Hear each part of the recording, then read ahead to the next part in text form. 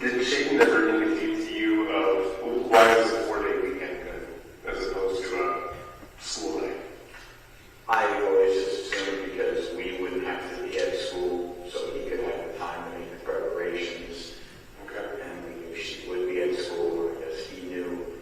And so we went off that knowledge that we would have time to prepare beforehand, and we would know where she was at.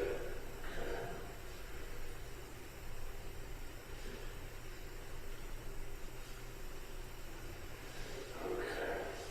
And so going into November 2nd, with the agree of you've done your surveillance, presumably you've discussed what equipment you're going to need at different times.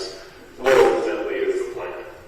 Going into it, before you get there, before it actually starts happening, in your words, what's the plan?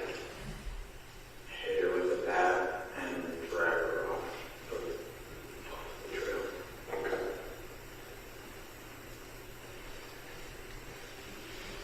Do you have an area picked out? He had that already picked out. And I found out when he dragged me off after I said goodbye to Zoe, and I followed him to where he already had all his equipment laid out. Okay. And was that equipment what we just described before? Okay. And he had it laid out already? Okay.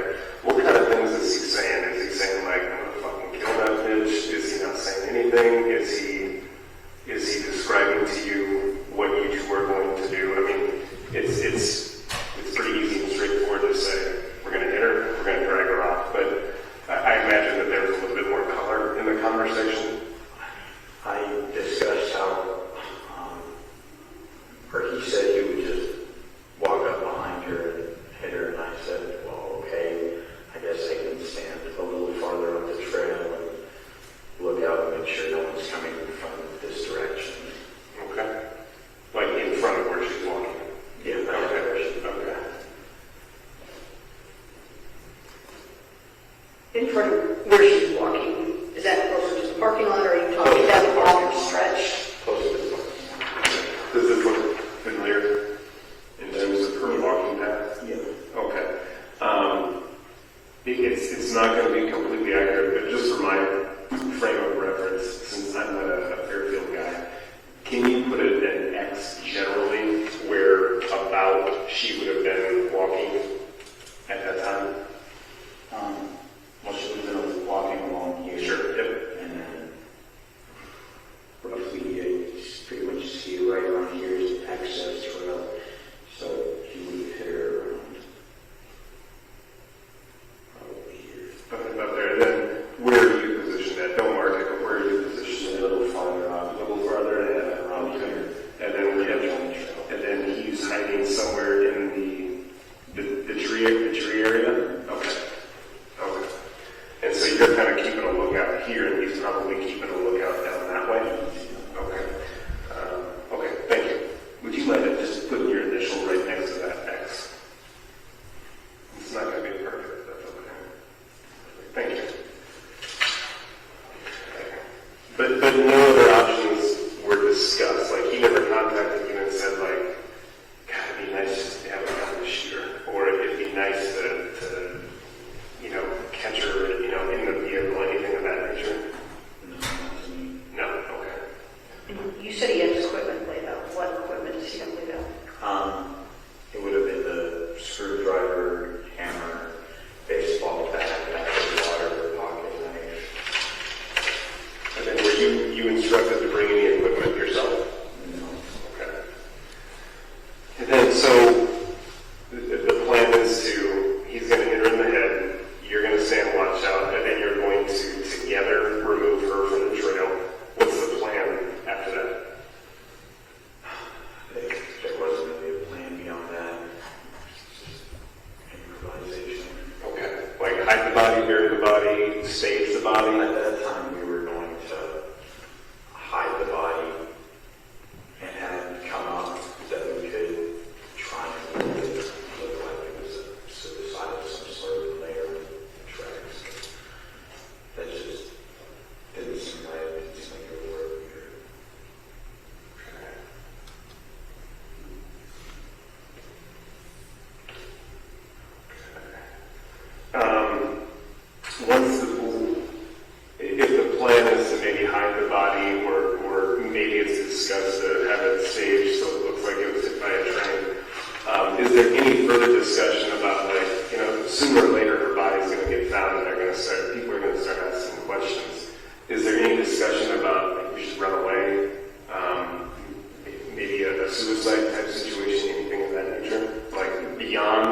for a second, what's the plan? I guess in our arrogance, we kind of assumed that nobody would ever find her. Okay. And just thought that we left her.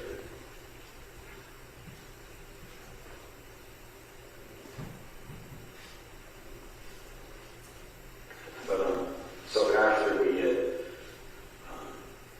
after he had hit her, I told him like, holy shit, like, make sure you got her, like, make sure it's done. So then he hit her a couple more times, and then he dragged her off. Pretty sure I did that by myself. Dragged her off. He was up looking along the trail. He already put the back where he had it with the rest of his stuff.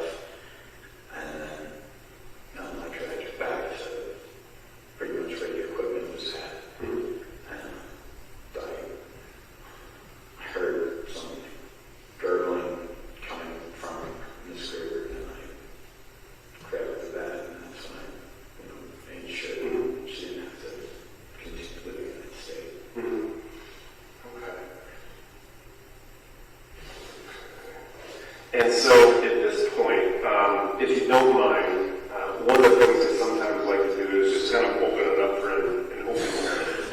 And by that I mean I'm going to try to shut up long enough for you to just explain your recollection of things, how they went down. I'm sure I'll probably have some follow-up questions when you're through, but sometimes just kind of like putting it all on the table and it gives us some perspective on what we're looking at. So if you wouldn't mind, just beginning, you're with Zoe, you're smoking weed, and at some point I assume Shane shows up. If you wouldn't mind taking it from there. Sure. So I had just knocked Zoe's pipe off the table and broke it, and her vape had died. She was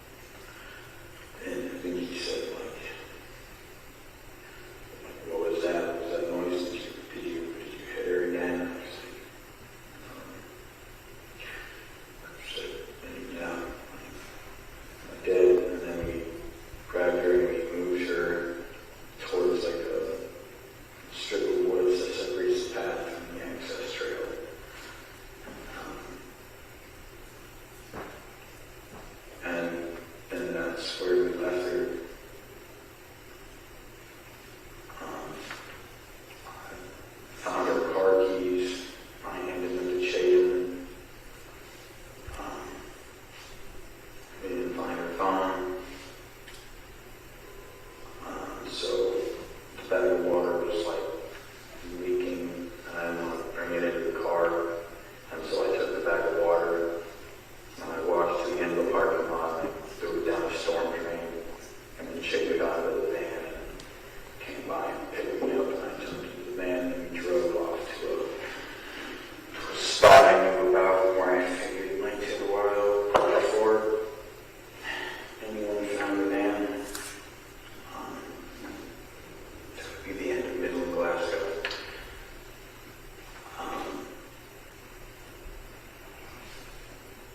And then he drove the van behind the trees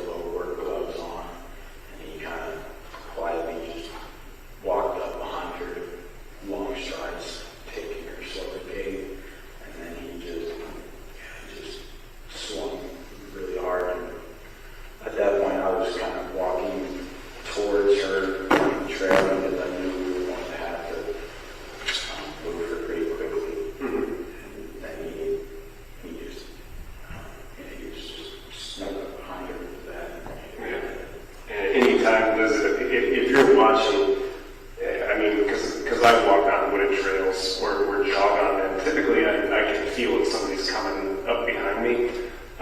Was there ever like this in the moment before, or did she get hit square in the back because it was assumed she never saw it coming?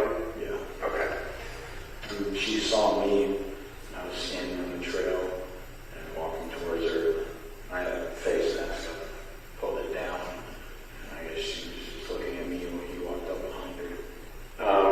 I would assume for her being out there by herself to see an individual with a mask in front, that would be startling. Did she stop? No, and that's kind of why I pulled the mask down. I just didn't want to startle her. Oh, okay. That's the whole reason I took the mask off. Okay, got it. Okay, you had mentioned before about how once you and Shaden make your way from where Zoe was, or once you meet up, you see all the equipment light up. At one point, you actually cross paths with Ms. Raber and you exchange pleasantries. About how long was that interaction time? Are we talking A few seconds. a few seconds? Where's it at, Jeremy? That would have been on the trail in front of the parking lot. Right where the arms come down? Where they have the blocks, remember at November 1st, they put the arms down so you can't drive around. And then you kind of have to walk around those arms and then you make the right that start on the trail. Yeah, it would have been between those arms. Yeah. That's where the trail turns off to the right to get on it. Like if you were to go from the parking lot and just walk straight to the trail, that was a roundabout where it was. Okay. Once she struck, and would you say it was square in the back of the head, base of the skull, top of the head, Square in the back. square in the back? And is this Shaden coming up with one hand on the back and striking, or was it two hands as if he's playing softball or baseball? Yeah. Okay. And shortly after that first strike, that's when you guys go into concealment mode? Is that fair? Right after that, I told him, we should make sure it was done. Okay. And that's when he hit it a couple of times. On the trail? On the trail. Before you guys move her, he hits her once, she goes down, you come over, make sure she's done, two more. Is she lying on her face?